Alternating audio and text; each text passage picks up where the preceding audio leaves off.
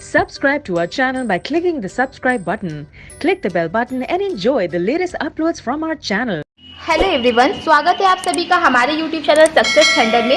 आज हम लोग एक मेंस लेवल पजल के साथ है और ये एक मेमोरी बेस्ड पजल है। इस टाइप की पजल क्लर्क के मेंस एग्जामिनेशन में पहले भी आ चुकी है, तो ये मुझे काफ़ी अच्छा लगा, तो इसीलिए मैंने सोचा कि मैं इस क्वेश्चन को आप लोगों के साथ डिस्कस करती हूँ।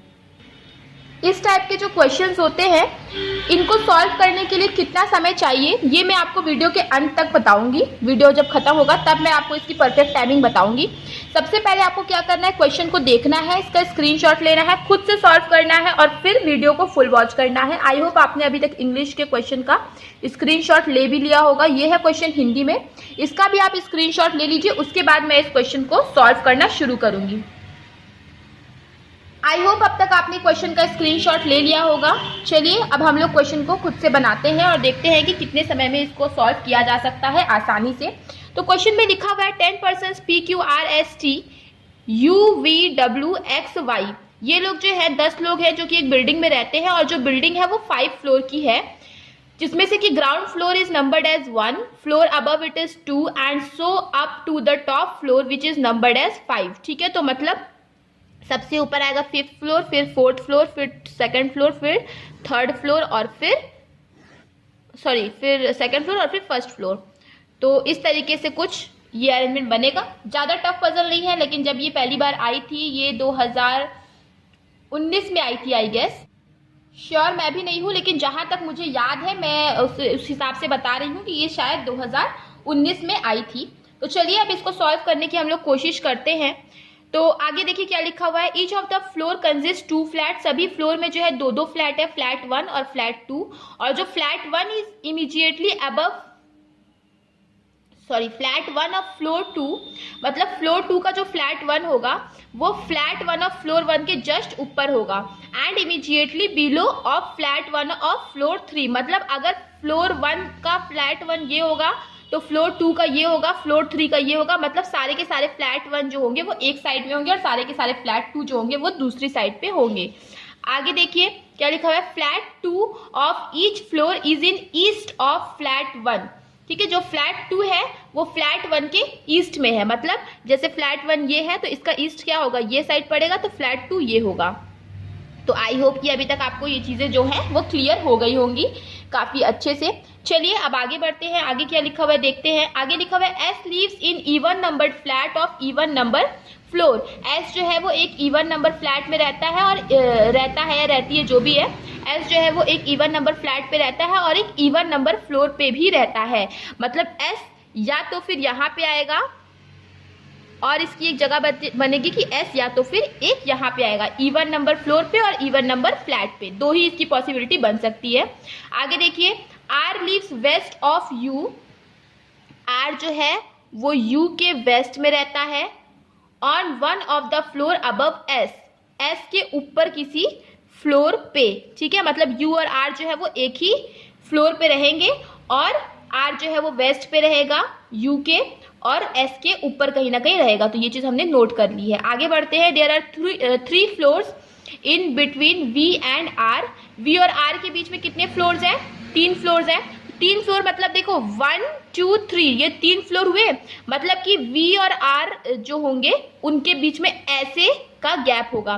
तो इस तरीके से आप समझ गए होंगे, क्योंकि एस के मतलब वी और आर ये 5 और 1 पे ही आएंगे, ये तो आप अभी तक समझ ही गए होंगे, क्योंकि 3 फ्लोर का गैप है। लिखा हुआ है there are 3 floors in which V and there are 3 floors in between floors of V and R. V और आर के फ्लोर में 3 फ्लोर होंगे।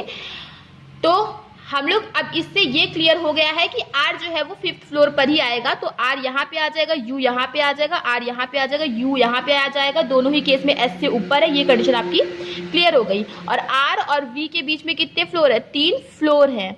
ठीक है, तो हम इस चीज को नोट कर लेते हैं, क्योंकि वी फ्लैट 1 में होगा या फ्लैट 2 अभी हमें नहीं पता, तो इसलिए मैंने इसको नोट नहीं किया। आगे देखते हैं, only 1 floor is in between floor of X and Y. अच्छा, एक्स और वाई के बीच में एक फ्लोर है, तो इस चीज को हम लोग नोट कर लेते हैं कि एक्स और वाई के बीच में एक फ्लोर है।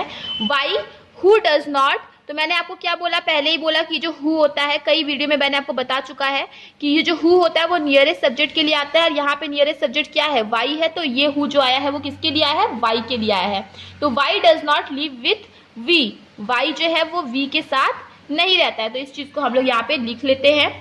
X lives above Y, X जो है वो वाई के ऊपर रहेगा, तो हम एरो दे देते हैं कि एक्स जो है वो ऊपर रहेगा Y, but not in same numbered flat, और इनका जो फ्लैट होगा वो डिफरेंट फ्लैट होगा। ठीक है, तो ये भी हम लोग लिख लेते हैं। आगे लिखा हुआ है P leave in flat 1 of odd numbered floor, P जो है किसी न किसी ऑड नंबर फ्लोर पे रहेगा और फ्लैट 1 में रहेगा। ठीक है, तो ये ऑड नंबर फ्लोर पे रहेगा और फ्लैट 1 में रहेगा। तो ये चीज भी हम लोग नोट कर लेते हैं। आगे क्या लिखा हुआ है, टी लीव बिलो पी, इसके नीचे कहीं ना कहीं टी आता है, T leave below P but not in flat 2, मगर ये भी फ्लैट 2 में नहीं रहेगा, तो ये भी कहाँ पे रहेगा, फ्लैट 1 में रहेगा। ठीक है, तो ये चीज भी हम लोगों ने नोट कर लिया है। W lives east of P, P के ईस्ट में W रहेगा, P के ईस्ट में W रहेगा, मतलब आप समझ रहे होंगे कि अगर P के ईस्ट में W रहेगा तो मतलब P और W जो है वो कहाँ रहेंगे, एक ही फ्लोर पे रहेंगे। ठीक है, P और W जो है वो एक फ्लोर पे रहेंगे। अच्छा, और P के नीचे T आएगा। अब आप ऑड नंबर फ्लोर देखिए, केवल 3 है और 1 ही है जो कि खाली है जिसमें जगह, और P के नीचे आएगा T, तो इसका मतलब P जो है वो फर्स्ट फ्लोर पे नहीं होगा, मतलब P यहाँ आएगा, और क्योंकि उसके ईस्ट में आएगा W, तो W की प्लेस ये होगी। दोनों ही केस में फिर यही होगा। अच्छा, T जो है वो फ्लैट 1 में आएगा, लेकिन 2 जगह है तो अभी हम T को फिक्स नहीं करेंगे। आगे देखिए, W lives east of P but not on same flat numbered as V, V के फ्लैट नंबर में W नहीं रहता है। अगर W फ्लैट 2 में है तो V जो है वो कहाँ रहेगा, फ्लैट 1 में रहेगा। ठीक है, ये चीज क्लियर हो गई कि V फ्लैट 1 में रहेगा, तो 1 2 3 V कहाँ पे आ जाएगा, यहाँ पे आ जाएगा, क्योंकि R और V के बीच में 3 फ्लोर थे, V यहाँ पे आ जाएगा। ये कंडीशन जो है आपकी सॉल्व हो गई। अब क्या बोला था कि P के नीचे आएगा T फ्लैट 1 में, तो अब देखिए T के लिए केवल एक ही जगह बची है दोनों ही केस में, तो ये भी आपकी सॉल्व हो गई, ये वाली कंडीशन भी सॉल्व हो गई। आगे देखिए क्या लिखा हुआ है कि X और Y के बीच में कितने फ्लोर है, केवल एक फ्लोर है। तो देखो, मान लो अगर X यहाँ होगा तो Y को लिखने की कोई जगह नहीं, उसी तरह अगर X यहाँ पे आप लिखते हो तब भी Y को लिखने की कोई जगह नहीं, और कोई जगह है भी नहीं, तो ये कंडीशन तो आपकी गलत हो गई। इसमें देखिए X यहाँ पे लिखेंगे तब आप Y को यहाँ पे लिख पाएंगे, क्योंकि हमें पता है कि X ऊपर है, इसीलिए मैं यहाँ पे पहले X को ही बता रही हूँ। तो देखिए X यहाँ पे और Y यहाँ पे, और दोनों का फ्लैट भी जो है वो क्या है, डिफरेंट है, और कहीं पे जगह बची हुई है नहीं है जहां पे आप X और Y को लिख सको और उन दोनों के बीच में एक ही फ्लोर का गैप आए, और दोनों का डिफरेंट फ्लैट होना चाहिए। तो हाँ, ये भी सही है कि दोनों का फ्लैट डिफरेंट है, X है फ्लैट 1 में और Y है फ्लैट 2 में, तो ये कंडीशन भी आपकी सॉल्व हो गई। और ये भी बोला था कि Y और V सेम फ्लोर में नहीं रहेंगे, तो Y और V भी डिफरेंट फ्लोर में है, तो ये कंडीशन भी आपकी सॉल्व हो गई। अब केवल एक पर्सन बचा है, वो है Q, और प्लेस भी एक ही बची है, तो Q जो है फ्लोर 1 के फ्लैट 2 में रहेगा। तो यही देखिए आपका फाइनल अरेंजमेंट बनेगा। जब ये क्वेश्चन एग्जामिनेशन में आया था तो लोग काफी घबरा गए थे, उस टाइम ये बिल्कुल नया कॉन्सेप्ट था, तो लोगों को काफी प्रॉब्लम हुई थी, कई लोगों ने अटेम्प्ट किया भी होगा, कई लोगों ने छोड़ भी दिया था। ठीक है, तो उस वक्त इस क्वेश्चन को टफ माना जा रहा था, लेकिन अब देखो कि आप कितनी आसानी से इस क्वेश्चन को सॉल्व कर सकते हो।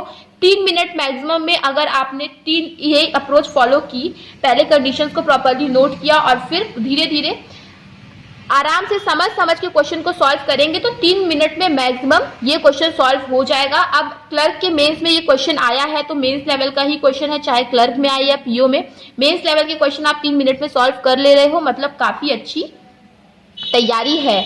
और अगर नहीं कर पा रहे हो तो थोड़ी प्रैक्टिस करिए, धीरे धीरे से आ जाएगा। तो अगर आपको वीडियो क्लियर हो गया हो, ये क्वेश्चन क्लियर हो गया हो, तो वीडियो को लाइक करिएगा, शेयर करिएगा और चैनल को सब्सक्राइब करना मत भूलिएगा। मिलते हैं अपने नेक्स्ट वीडियो में। Thank you so much for watching.